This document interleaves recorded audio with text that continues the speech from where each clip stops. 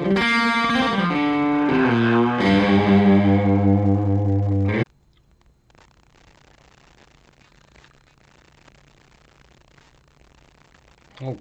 I apologize.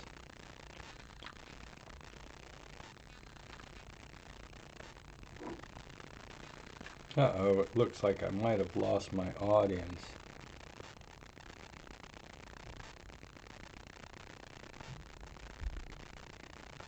Hold on just a second.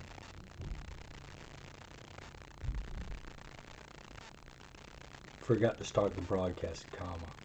I'm active now, period.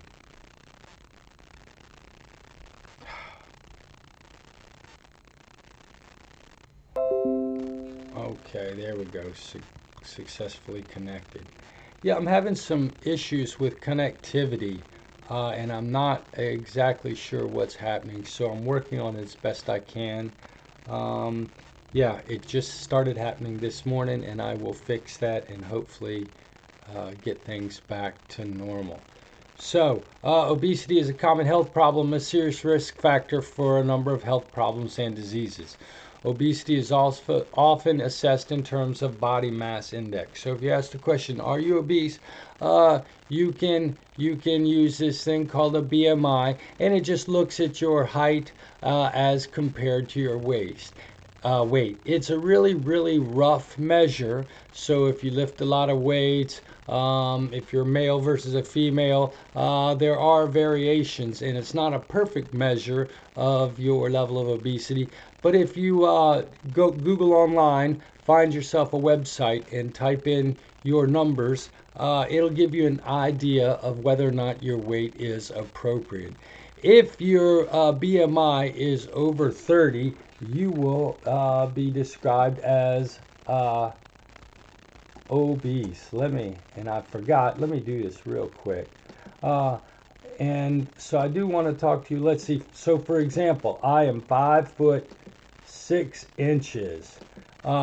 At my worst weight, I was 210 pounds. That gives me a BMI of, let me see. My BMI was 33.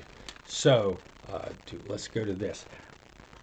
Chris, at 44 years, my BMI was equal to 34. I had a BMI of 34. All right. Now, here we are. Let's see, 8 years later, and my BMI is 5'6", and my pounds, I'm 155. Calculate. Okay, my BMI is equal to 25 now. Okay, so if you look at your BMI calculator, so it's going to say that I am almost overweight. I'd have to disagree with that. I do lift a little bit of weights, so I might have more muscle than the average guy. But basically, BMI is a rough indicator. When you're 5'6" and 210 pounds, you are a bit round, and you are in the obese area. And so BMI is a great way of just getting an idea of whether or not your weight is in the healthy area. And I want to go ahead and stop and say hello to Dimitro, to Caleb, and Matt. Good to see each and every one of you. Thanks for coming to class last night. I don't know if I mentioned that, but I really enjoyed talking about coping strategies last night. Today we're talking a little bit more about health psychology, and one of the most important ways that you can impact your life's outcomes is by managing your weight. And this is a hard conversation, and I'm not here to shame anybody or stress anybody, but trying to maintain a healthy weight is going to be a valuable part of the equation in maintaining a long life full of well-being. Hi, Johanna. It was good to see you last night in class too. All right, and so what I suggested to you is that at 44 years of age, my BMI was 34. I was obese, and now Chris, at 52, my BMI is 25, which is if you'll look at the screen, is right on the edge of overweight. Now I actually do lift weights, and I think I got a little muscle in the back and whatnot, so maybe I'm not really overweight, but I am close. I don't need to gain any more at 5'6". There's no such thing as an obese personality. I don't want you to feel badly about yourself because of your weight. Now, I have to admit, I felt bad about myself because of my weight, but these were a lot of self-generated shames and feelings that I had about my weight. But you know what? Your weight is a complex set of biological, social, and psychological factors related to obesity. You're going to have genetic tendencies one way or another. You're going to have ways of dealing with stress and anxiety that may differ from person to person. And you know what? Some cultures may encourage. You know, I'm not sure, but for some reason I keep getting kicked off of the internet, and I don't know what the problem is. I do apologize for that. Tomorrow I'll have a hard connection and we'll get this problem sorted out. Expect us to have one or two breaks during this broadcast when I get kicked off the system. It looks to take about 8 to 10 seconds to get me back online, okay? So there's no such thing as an obese personality. Now, if you look over here, there is research to suggest a genetic basis for your BMI. So they do these things called family studies where they'll compare you to your biological parents versus adoptive parents. So you take a kid and you find out how well their weight correlates with their biological parent, and then you find out how well it correlates with an adopted parent if they have one. And what they're going to suggest to you is that correlations between BMIs of children and their biological parents are much higher than the correlations of kids who live in adoptive families. So we know it's not the environment. Really, there are some sort of genetic factors that affect this. Now, you noticed I've also got twin studies. So identical twin studies. Identical twins have more closely correlated BMI than do regular siblings. Both of these two types of behavioral genetic studies, the family studies and the twin studies, suggest that there is a genetic component that is engaged in your level of BMI. However, some people take this a little bit farther and say, you know what? My body has a certain set point, and it's going to defend a certain number of fat cells. And that's what people use to justify not trying to work on their weight. They say, hey, I was born to have this many fat cells. And that's what we would call set point theory. Now, it is hard to change one's BMI. And so we're not saying that those people, that this idea of set point has no merit at all. But what we've taken as maybe a more nuanced view of obesity is that you can think of your body as having a set point where it's going to stay based upon a constellation of factors. Your general diet, your age and metabolism level. So based upon your current lifestyle, it's going to be difficult for you to adjust your BMI because all of these factors work together to create a level of fat cells in your body. So set point would say, you know what, you're either born to be obese or not because your body wants this certain number of fat cells. I would say no. However, there are factors that make it harder for some people than others to adjust to different weights. We'll call that the setting point theory. Okay? Now, here's the deal. When I lost my 50 pounds, one of the things I found out is that you cannot outrun the dinner table. No matter how hard you work out in the gym every day, if you are not eating the right foods, your cholesterol levels will remain high. Your sugar levels will remain high. You will still be pre-diabetic if you are, and your weight will not come down. You cannot outrun the dinner table. First piece of advice, if you're trying to change your BMI, what you need to do is change how you work at the dinner table.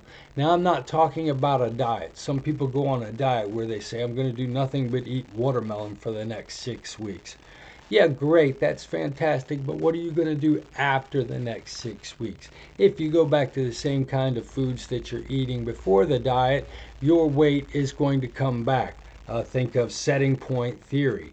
If you're not going to change the environment that you're in, the eating environment that you're in, your weight is always going to drift back towards the range it was accustomed to. So it is more important that you not think of this as a diet as much as you think of it as a lifestyle change. Now here's what I'm telling you. We all like McDonald's, or we all like pizza. We all like these things that are bad for us. But I'll bet you if you spent an hour, a half an hour thinking about all the healthy foods you liked, you would find that there are a ton of healthy foods you like. You may not like everything, but I'll bet you might like broccoli, or maybe you like carrots, or maybe you're the kind of person that really likes salads. And so what you want to do is find a way to surround yourself with healthy foods that you like, right? And that's all I did for my diet. I love eating pizza and Hot Pockets and all those bad things. I absolutely do. But I also like eating vegetables, broccoli, cucumbers, fruits are really good for me. Peanuts and other nuts I really, really like. Yogurt I liked. I liked all of these good things. So what I did was I tried to quit buying the things that are not good for me and surround myself with the things that I like. I still enjoyed eating, it's just I was enjoying different kinds of foods. And so what you want to do, what we want to do, and I know this sounds hard, but really, you can really affect your cholesterol level based upon the types of food that you eat. If you're eating out, having fast food 3 times a day, that's just not going to work. It's good to eat these fresh green vegetables because they have fiber in them, and fiber is going to be important for heart disease, and I can tell you digestion. I suffered from diverticulitis as a 40-year-old man and had to have colon surgery and part of my colon taken out because of diverticulitis. And the doctor said, yes, diverticulitis is genetic, but you can eat lots of fibers and help reduce your chances of suffering from it. I did not in my 40s, and I had to have stomach surgery. Fiber, very important. A lot of these frozen foods that we eat, a lot of these fast foods that we eat are going to be filled with salt. A lot of people are interested in getting the Frappuccino every day at Starbucks. Not only does it cost you $6 and ruin your budget, but think of all the sugar and caffeine that are in these drinks. And all of these things can contribute to an unhealthy lifestyle. You know what I'm going to ask you to do? I'm going to ask you to make one small change to your diet. Quit drinking everything but water.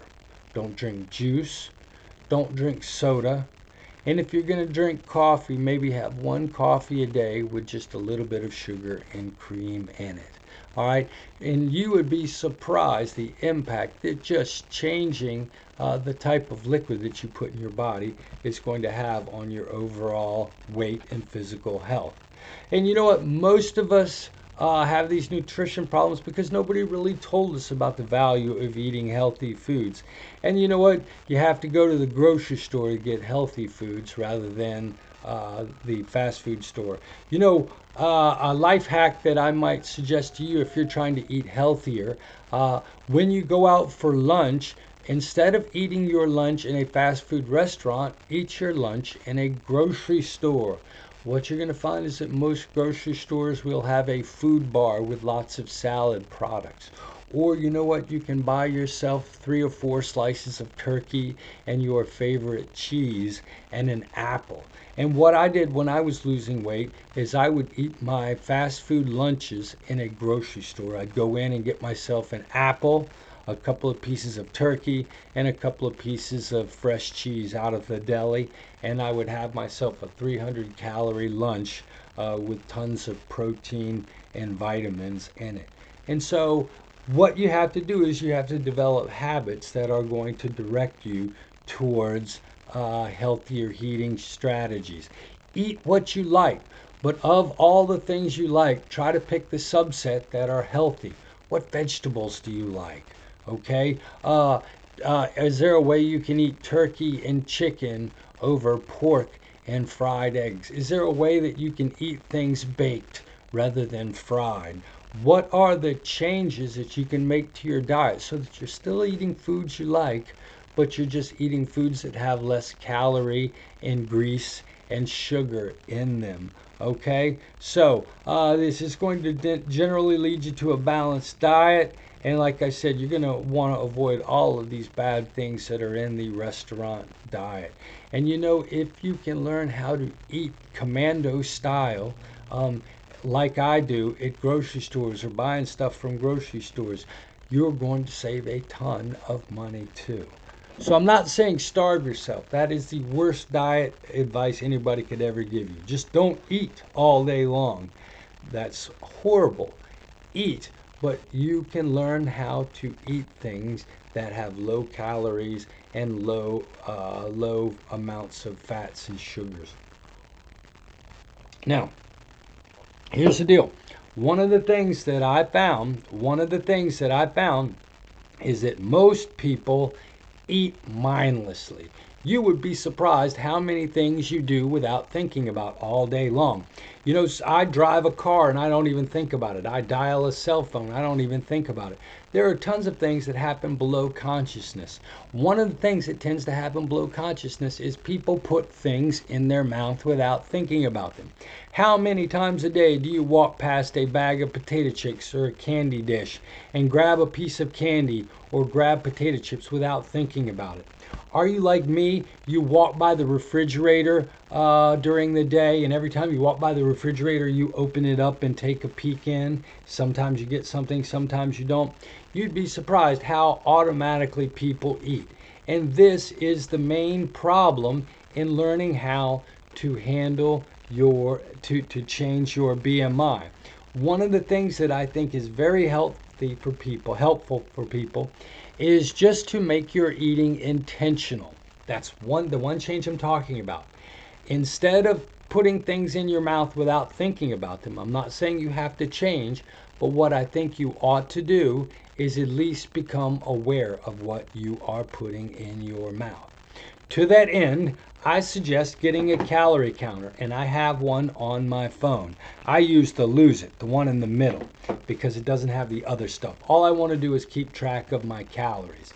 And every time I put something in my mouth, I record it in my Lose It counter. Now, what this does for me is, number one, it means that every time I decide to eat something, I have to think about it. And about half the time, I'll say, you know what? I really didn't want this. This was a habit. You'll be surprised how many times you put things in your mouth for not because you're hungry, but because you just happen to be in a situation where you habitually put something in your mouth. Remember, you are not going to starve to death in 2 hours, but you would be surprised how often we eat without really being hungry. By having a calorie counter every time you get ready to eat, you have to think intentionally about it. And this is going to cause you to catch yourself sometimes and say, you know what? I'm not really hungry. The second thing that counting calories does is it makes you aware of the relative costs of eating foods. So if you're getting ready to eat that McDonald's cheeseburger and you see that it has 370 calories, you might stop and think. If you know that you can have 2 pieces of turkey, 2 pieces of cheese, and an apple for 160 calories. You're going to sit and think. And as you get used to seeing how much things cost, I guarantee you it's going to adjust the food choices that you make. All right. And then if you get in a diet weight loss plan, you're going to have a daily calorie counter. And every time you eat something, it's going to eat out of your daily calories. And that's going to be extra motivational for trying to maintain your diet. So all I'm saying, and I still use my calorie counter, even though I'm not trying to lose weight, I still count my calories every day because I want to make sure that I'm eating intentionally. Eat to live. That's why we eat. We eat so that we have enough energy and vitamins in our body to be healthy. We shouldn't be eating out of habit. And so what I'm going to ask you to do is to get a calorie counter. That's what I did. It's how I lost weight 6 years ago. I lost 55 pounds in six months, and it's how I've managed to keep it off for 6 years. I'm just intentional. I'm not a maniac. I just keep track of these things so I can tell when maybe it's time to stop eating for the day. And I will tell you, if you can, I would, if you're trying to lose weight, get rid of the liquid calories. Sweet tea, soda, even juices have lots and lots of calories. Get your calories from solid foods. Don't get them from liquids. I got this from Terrell Owens, the crazy football player. He said, don't eat your calories. And so I switched to drinking nothing but water and my occasional coffee. So I've got my water right here. And you know what? Yeah, it's not as great as having a soda. But you know what? I got used to it after a week or two. And now it's completely normal to drink water. You know what? I save probably 600 to 800 calories a day not drinking sodas and and juices. So I highly suggest go to a liquid diet. And you know what? Just change the snack foods that you eat. I know we all like to have a snack, but instead of choosing potato chips and candy and stuff like that, see if you can switch to little bite-sized pieces of fruits and vegetables. I love those little baby tiny carrots, and I just have them in a bowl sitting in my refrigerator. And anytime I feel like a snack, I open my refrigerator and there's a bowl of carrots or a bowl of grapes staring at me, and I eat those things instead of going to the potato chips. And I find it to be very, very healthy. Okay? Now, here's the other thing that I think you can do. Not only do you have to win the war at the table, you need to win the war in the gym. Why do we want to exercise? Well, you know, exercising works out your body, and it keeps all parts of your body functioning at their top level. If you remember, as kids, we went outside and played every day. You ran outside and ran around in your yard playing tag or baseball or football or swinging on swings or whatever you did. We always spent time outside as kids. And then you grow up and suddenly you don't play ever again. Ever again.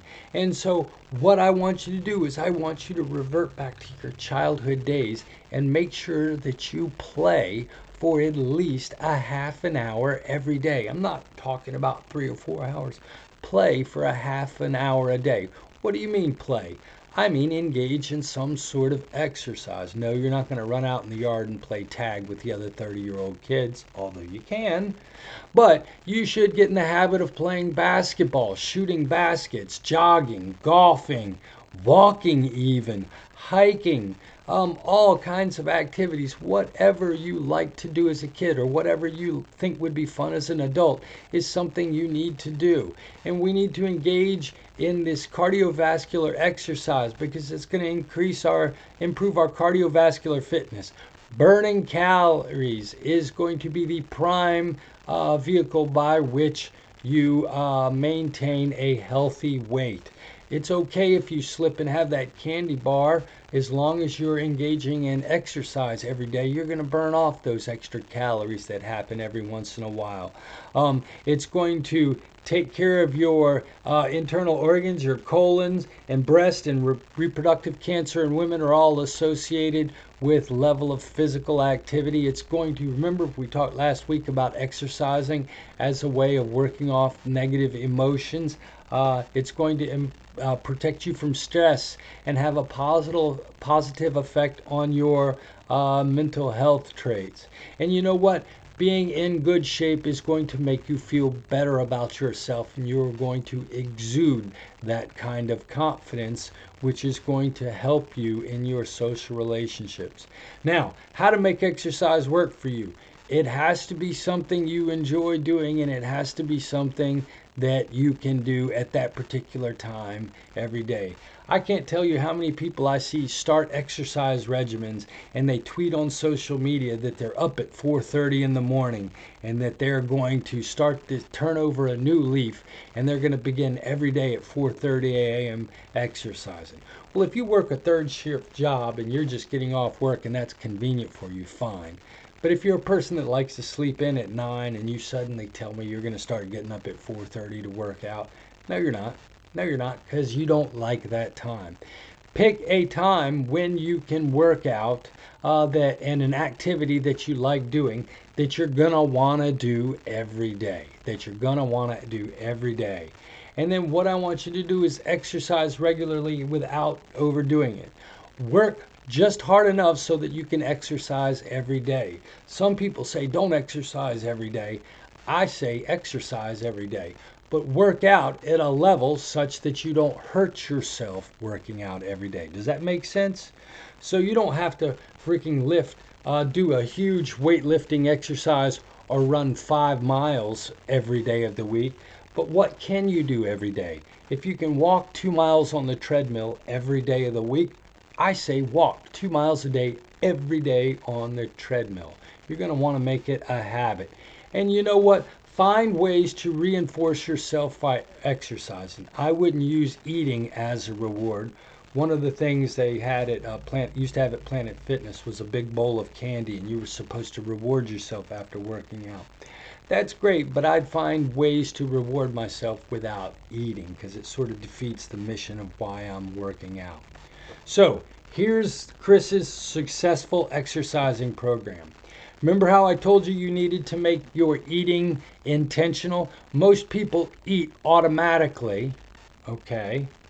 And I say to you, to be healthy, you want to start eating intentionally, thinking about everything that you put in your mouth. I'm not saying you have to be mean about it, but you just have to think about everything that you're putting in your mouth.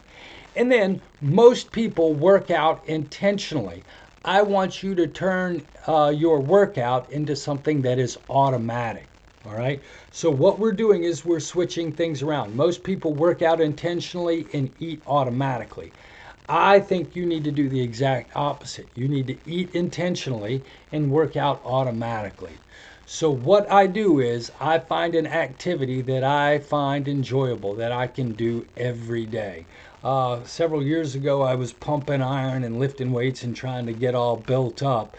But you know what? That was 45-year-old Chris. 52-year-old Chris doesn't want to lift weights anymore. If I forced myself to lift weights every time I went in the gym, I wouldn't do it. So a lot of days what I do is just get on the treadmill and watch a Netflix show while I'm jogging for 20 or 25 minutes. I try to jog for 30 minutes, but if I only want to jog for 20, fine, that's okay. But it's something that I want to do and that I'll do every day. Now, I set it up in my schedule so that I don't have to think about it. I exercise every day of the week. Now, I'm not a maniac, but I do go to the gym and I do something for 20 minutes to an hour, depending upon how I feel every day. And it's usually closer to 30 minutes, right? But I do it every day, but I don't overdo it. So for me, I set it up so that it's a habit for me. Every day after I get out of class, right, what I'm going to do right after this class is I got my exercise bag downstairs. I don't even think about it. It just happens every day. I don't ask myself, am I going to go work out every day? No. Just like I eat breakfast every day, just like I teach every day, the next thing on my schedule, come hell or high water, is I have to go to the gym. In fact, if I have a doctor's appointment, I schedule it around my gym time. Don't treat your gym time or your play time like it's something that you have to schedule in. Put it in your schedule and make it automatic. Just like I get up and have breakfast, you probably eat the same breakfast every day. Boom. You probably have lunch at the same time every day. Boom. You know what? Put gym somewhere in your schedule. Make it convenient, but make it every day. All right. And so I want something that I think is fun enough that I'm going to do every day. I put it in my schedule so it's automatic every day. My gym bag's already set up and ready to go. I don't even have to think it. I grab it and walk out the door. And then what I like to do and what I think you should do is push yourself and increase the intensity of the workout. Now, one of the things I like about Planet Fitness is it allows me to evaluate the number of calories that I've burned. And what I would suggest to you, I don't know how hardcore you are, but I would strive for an activity that burns somewhere between 400 and 500 calories a day. That's 20% of your daily needed caloric intake based on a 2,000 calorie diet. So I would say if you can find an activity in the gym and the walking or the jogging and do it until it burns 400 to 500 calories, you are doing a great amount of exercise for your daily routine. Don't start out trying to burn 500 calories, especially if you're really out of shape. But that's what I would do, is I would slowly increase the amount of time and the intensity of the exercise until you can burn 400 to 500 calories. Remember, let's relate back to number 2. You do not want to overdo it, because if you can't get in the gym every day, you are going to replace that time with some activity that you don't want, like eating. So don't overdo it, and slowly increase the amount of time you exercise so that you can exercise 7 days a week. Honestly, as an aside, I only make it to the gym 6 days a week, but the goal is 7 days. And so it's just a habit that I have. Now, reward yourself for participation. Again, I'm going to suggest to you that you can eat that candy bar or you can have that beer if it makes you feel justified in doing the exercise and if it keeps you in the gym every day. But if you were like me and you were trying to reward yourself, what I would do is I would find a non-food way to reward myself. One of the things that I did when I was losing weight was I promised myself that I would only weigh myself once a week. Sunday was weigh-in day. And the reason I did this is because I was watching my calories and eating the appropriate amount of calories to help me lose 1 pound a day. And I was exercising as well. And so I watched my calories and I exercised every day. And I knew that if I went an entire week doing that, that I would lose weight. And so every week I would lose a half a pound or 1 pound, and that would be motivating. That would reinforce the week's activity. Now, some people who are trying to lose weight weigh themselves every day, and that is demotivating because you are not going to lose weight every day. Give yourself times between weigh-ins and do not weigh yourself.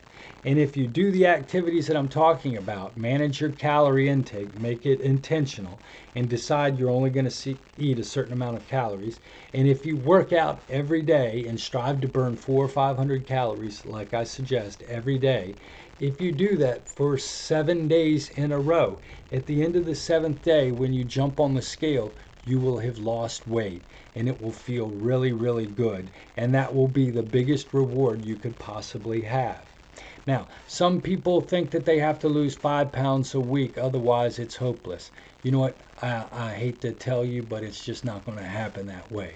If you're really obese like I was and you exercise really hard, in the first 2 weeks you're going to lose about 6 or 8 pounds. But you know what? That's water weight. And after that's gone, you're then going to be down to, if you are lucky, losing a pound to a pound and a half a week. A pound and a half a week is pretty extreme weight loss, and you're going to be unhappy while you do that because you really have to restrict your diet and work out hard. So I would strive to lose a half a pound or a pound a week. You might say, wow, that's forever. But you know what? In 5 months, you'll lose 20 pounds plus your water weight. You'll lose 30 pounds in 4 or 5 months. And you know what? Just imagine yourself with 30 fewer pounds, and how much better you would feel, and how much better things would go for you. And if you do that twice in a row, suddenly you've lost 60 pounds. And you know what? Occasionally your weight's not going to drop that half a pound, or it might even be the same because you didn't have a great week. But as long as you stay in that program, I promise it will work. Point number 5 is it's never too late to begin. Doesn't matter how heavy you are or how old you are. There is no time like the present to make these physical changes. And you know what? The heavier you are or the older you are, actually the better it is in making these changes. You young healthy kids, maybe do what's working for you now. But if you are really out of shape, it now is the perfect time. And one of the things I do want to tell you is if you have a bad week and gain a pound back, that doesn't mean you should quit. It's never too late to begin again. Doesn't matter how old or out of shape you are, and if you backslide, yes, it's worth it to start it again.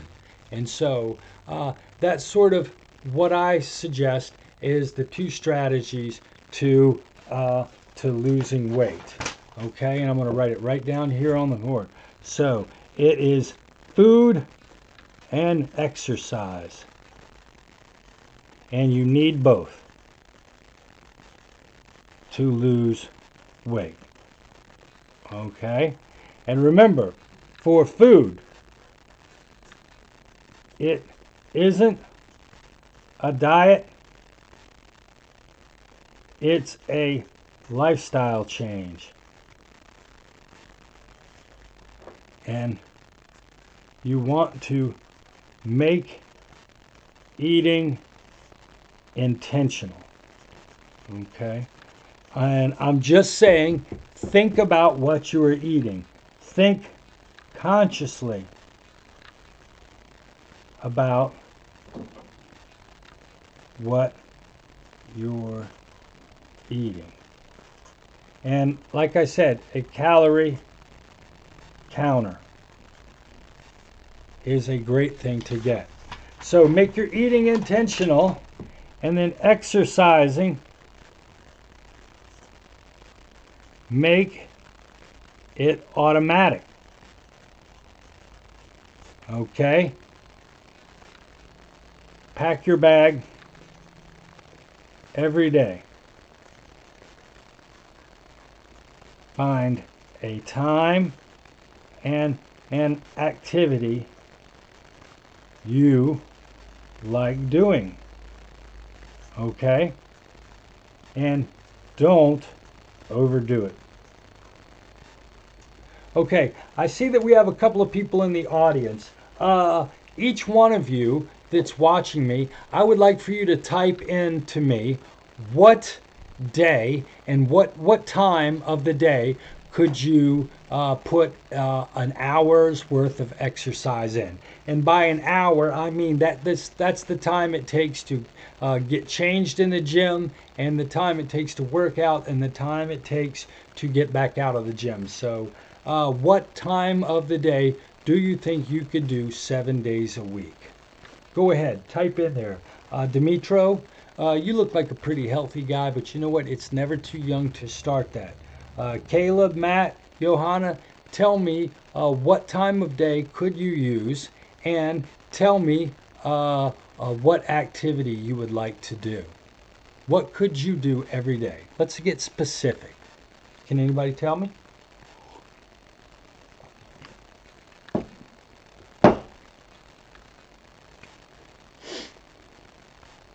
And then also, let's see what we got. Is anybody listening? I'm not sure if we still have anybody on the broadcast. I see some concurrence, but I don't know if you folks are focused on me. What's a time of day that you could do something? Is there a particular time? Johanna, what about you?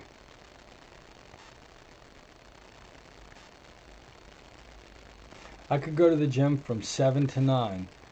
You do? Okay, Johanna, you already. All right, so I'm preaching to the choir. All right, Johanna, just out of curiosity, do you have a calorie counter?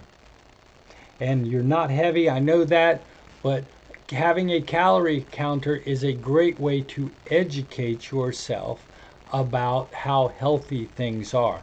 Most calorie counters tell you how much fat, how many carbohydrates, and how much protein are in the food you eat. You know, one of the things that you could do, there you go, Caleb could go around 3 to 5 p.m. Okay, good deal. Now, here's the deal. All right, Johanna, you could get one, and I highly suggest everybody, even those people who are in great shape, just get in the habit of counting your calories. It will allow you to manage and improve the kinds of foods you eat. Matthew Moreta is more of a morning person to motivate me to actually go, then push it back in the afternoon. I enjoy running and walking on the treadmill. Fantastic. You know, one of the things that I really like to do, Matthew, is I watch my Netflix on the treadmill. That's the only place I watch Netflix because I don't want to run out of shows to watch.